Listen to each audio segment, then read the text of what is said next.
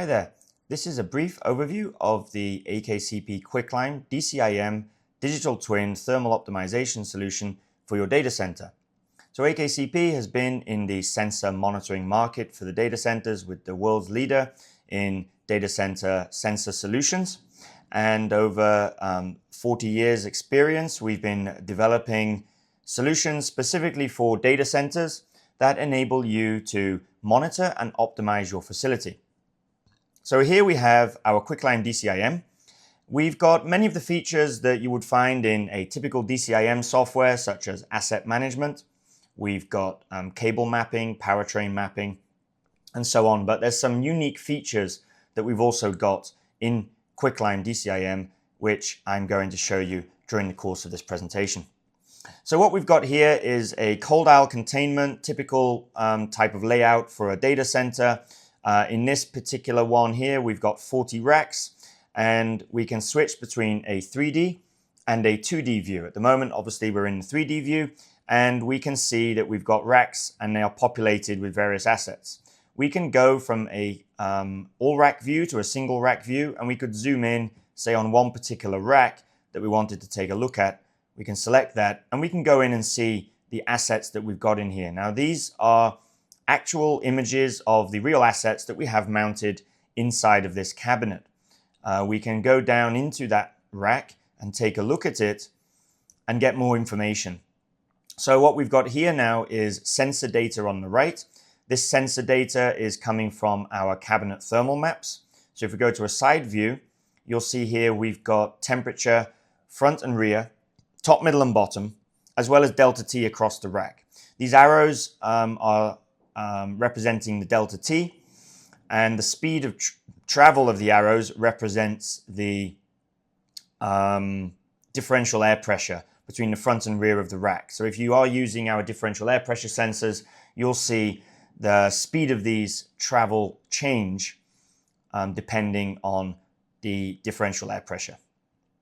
We've also got two rack-mounted 0U PDUs there, and then all of our various assets here within the rack. Now, we can go in and take a look at one of these assets and get more details on it. So we can see the U it's installed in, the power ratings, and so on. And you can create or edit these assets as needed. So we could go in and edit this asset. We can change its name, its weight, its size, its rated current, and so on. Now, we can also connect these up with sensors. So we could choose to link this particular asset with a sensor, for example. And what that would allow us to do is monitor some values that are coming from this piece of equipment. So if we were to connect this with a sensor, then when we go to the side view, you'll see it now shows up here in green. And that's because we're using a ping virtual sensor here. So we're pinging this device, and if it's reachable, it shows up as reachable. If it's unreachable, it will show up red. So if this was a server, you could be bringing in other information such as memory usage, fan speeds, CPU temperatures, and so on. We can do all of that via SNMP from our virtual sensors. So to create a virtual sensor in here, we would go to Add Sensor Host, create a virtual sensor, and we would choose an SNMP get type. And then you can input the various details that you need in order to pull that information from the piece of equipment that you're looking at. Now, our assets that we have here in Quicklime do not have to be a rack-mounted asset. An asset to us in this software covers everything from a breaker, a pump, right up to your complete racks. So we tie all of these assets in with sensor data. So if it's a generator, you would want to monitor engine runtime, oil level, fuel level, and so on. If it's a rack-mounted asset, it could be a UPS, you want to monitor battery level, battery cycles, and whatever information that you want to bring in from this third-party equipment. We can bring the data in via Modbus TCP/IP, Modbus RS485, SNMP, BACnet. So we support most industry standard protocols to be able to bring in data from third-party equipment. So this is the asset management part, and this is really essential to the whole digital twin concept, is the idea of having your assets and linking them with sensor data. Now, one of the problems that DCIM and BMS solutions have suffered from previously is data deluge. You're bringing in so much data that no one's really looking at it or doing anything with it. It simply sits there and generates alerts. So if we were to look at one of our desktops here, you would set these thresholds, and when those thresholds are breached, you'd receive an alert. So that's useful because it tells you that you've got something going wrong in your facility, but it's not really giving you any information as to what's causing that problem, or more importantly, how to fix it.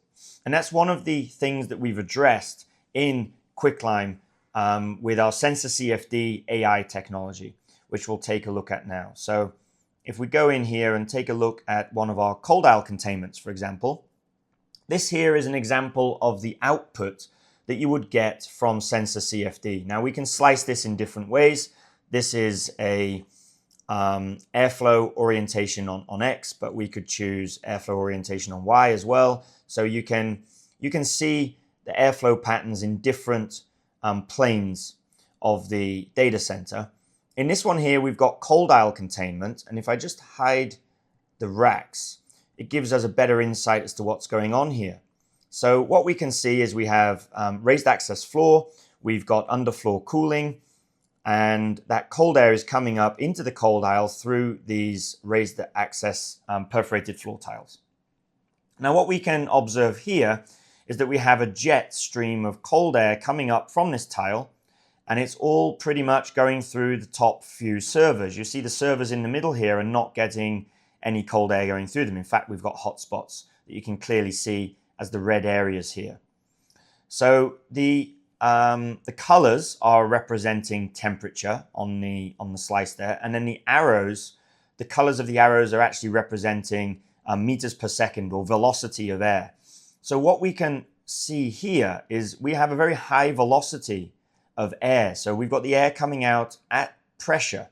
We're causing this jet stream of cold air to shoot up, and it's just all being sucked in through the top servers there, as I say.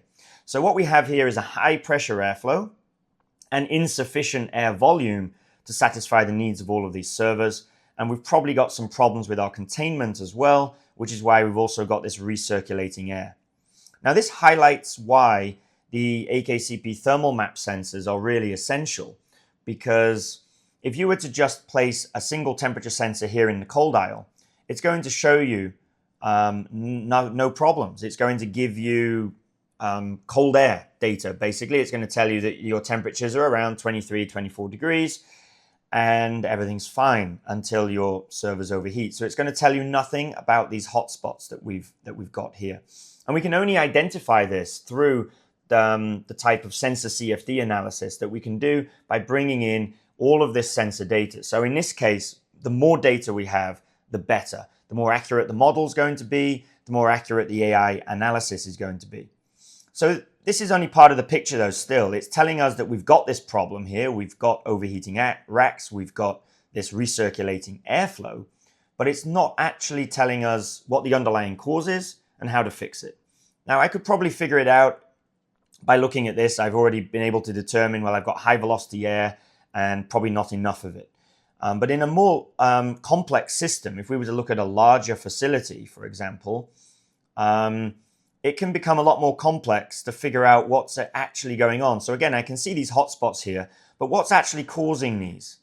And how do I go about fixing them? And that's really the important thing. So that's where our AI comes in. The AI will look at this data and look at the output of the sensorCFD and be able to generate for you a report that gives you a good idea as to where it is that you should go and look. So we can go to View CFD Analysis Report, and it'll give you this couple of pages report. The important part really is the last paragraph, which is the recommended actions.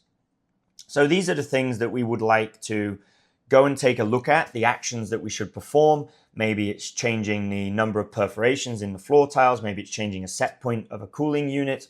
Whatever that is, we make these recommendations, and the human is still in the loop. You can go out and then implement these changes. It becomes an iterative process. You run the CFD again, and you make sure that the changes you've made have been effective.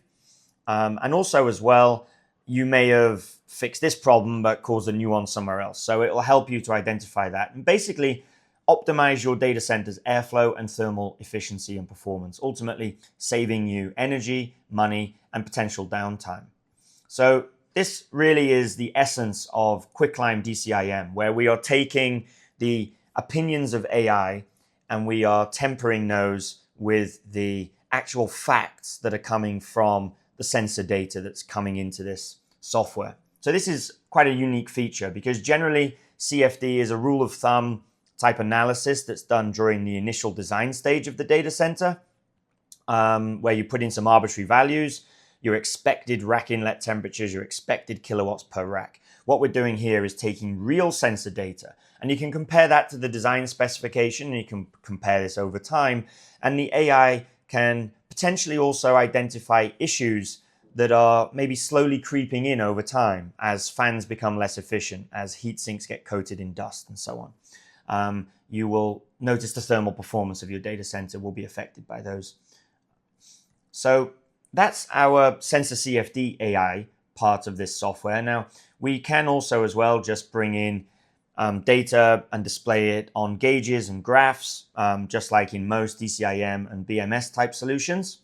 And then we have our powertrain mapping as well. So the powertrain is another really important feature of Quicklime DCIM, especially as these days power utilization and maximizing the amount of power you've got, being able to use it more efficiently, releasing stranded capacity and finding places where you can install new equipment are all quite pertinent issues in the data center these days. So what we've got here is a map of all of the circuits from our mainline power generators all the way through to an individual asset down here. So we've got all of our rack mounted assets here. So we could isolate one of those. If I click on that there, we can isolate that and see its own pathway through the powertrain. So I can see here I've got my NAS unit, which is plugged into my three-phase PDU.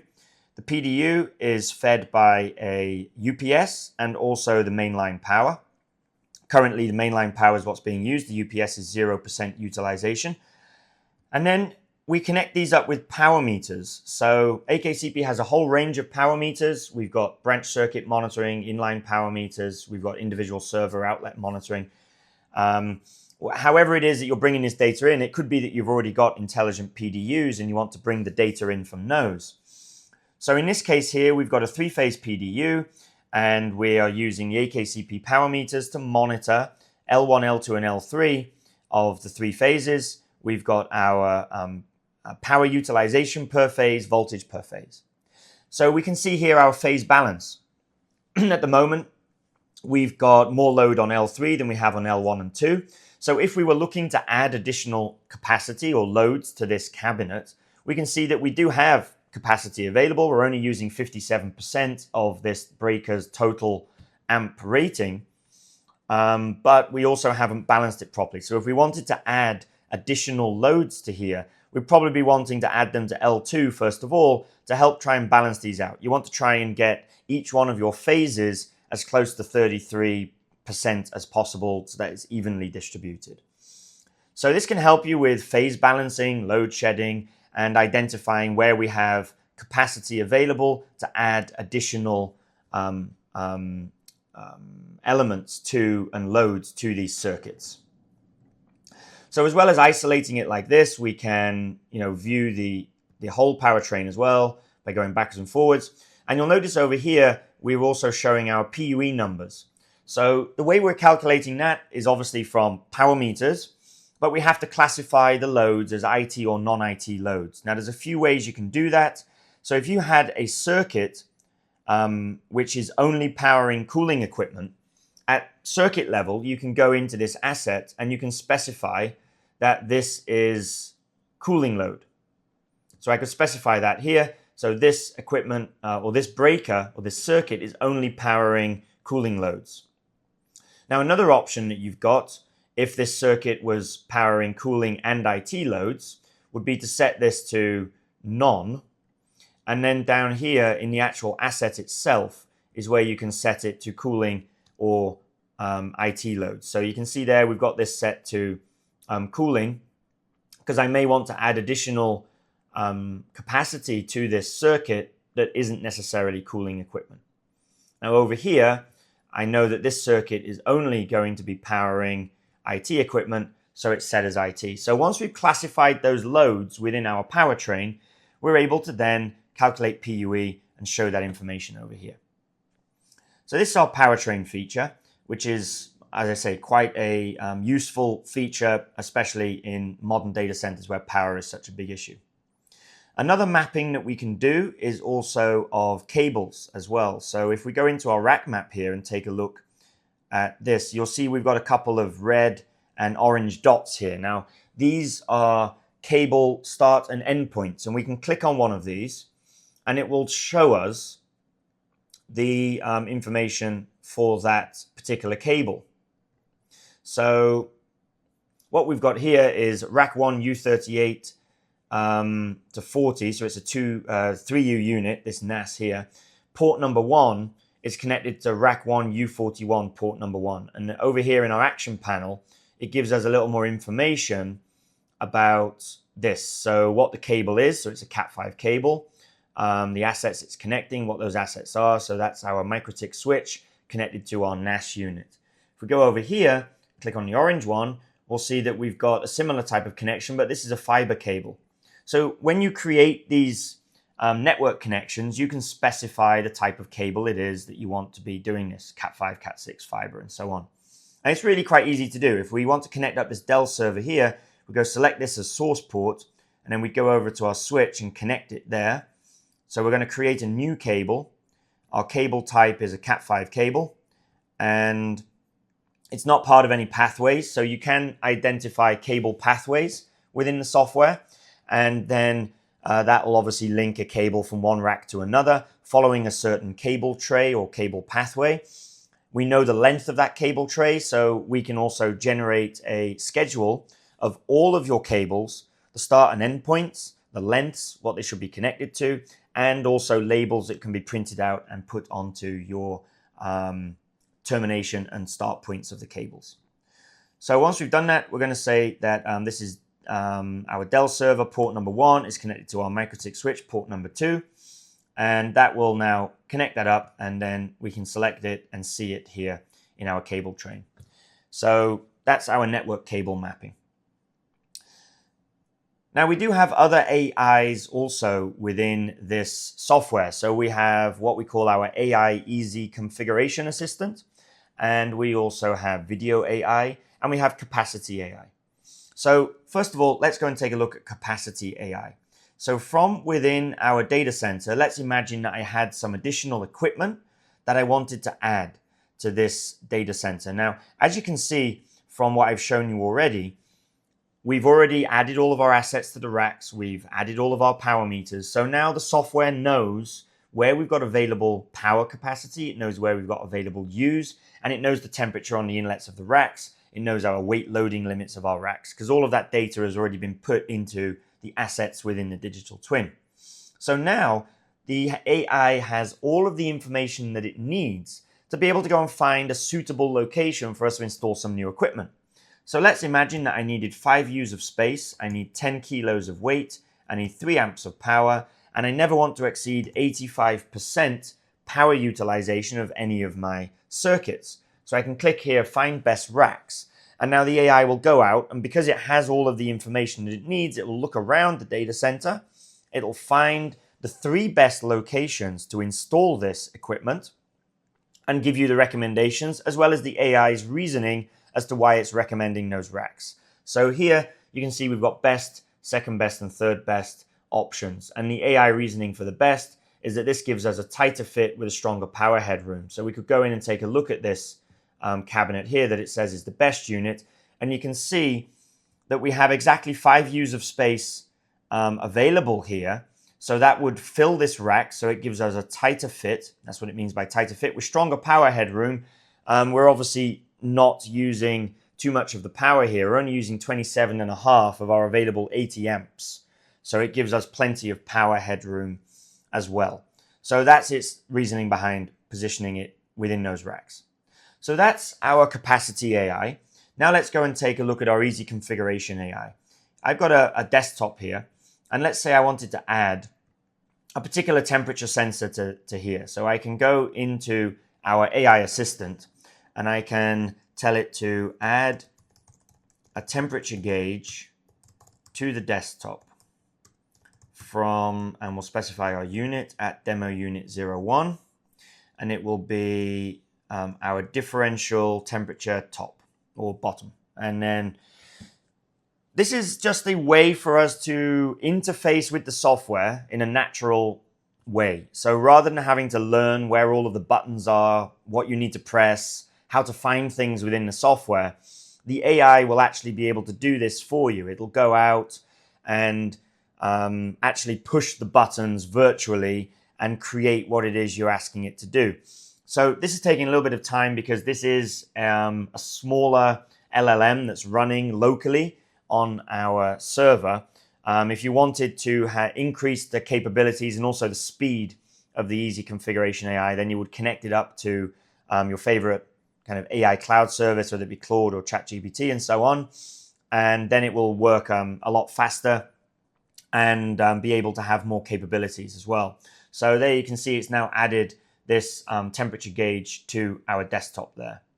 We could ask it other questions like how many racks are in, we'll say, our data center. So it'll then go out, it'll take a look at the data center map and count up the number of racks that we've got in there and give you an answer to that. So you could ask it other things as well, like what's the average temperature inlet on the fronts of all of my racks over the past 24 hours, or whatever information it is you want to find. So you can see here it's counting up now all of our racks. We should have around 40 of them within our data center facility there. So these are some of the uses of the Easy Configuration AI. It just lowers the learning curve and difficulty of learning how to utilize the software. So that's our Easy Configuration AI. And now let's go and take a look at the video AI. So we can bring video camera feeds into the software here. So if we take a look here, for example, we've got our rear exit camera and we've entered some customized prompts. So our custom prompt here is detecting if the door on the upper right is open, and also if the door in the middle is open, and also if there are any trip hazards. So you can see here that we are detecting the cable on the floor. We've also just detected a person coming through here. And as they go through the door, it's you can see here now the door in the middle is also being detected as open as well.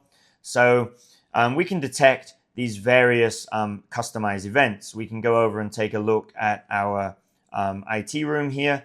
So we want to detect, in this case, a person using a cell phone or a person touching a rack. So this is not your standard AI video where it's just detecting a person. What we're actually detecting here is much more than that. We're detecting not only a person or an object, but what is that object being used for? So a person using a cell phone, a cable on the floor, water on the floor, some trip hazards, and so on. So the cable on the floor is in an alert state because we've got this cable here on the floor. And you can also see as well, it's also detecting that the female bathroom door is open. So these are ways that you can use the custom AI, video AI, by creating these custom detectors. And you do that by going in here to add detector.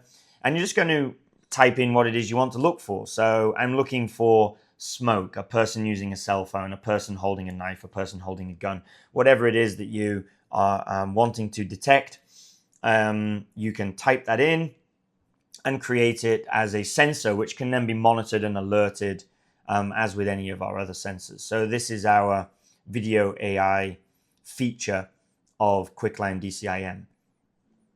Obviously, this has uses as well outside of the DCIM too, just in general purpose security situations, this can be utilized. So those are the different AIs that we have within Quicklime DCIM.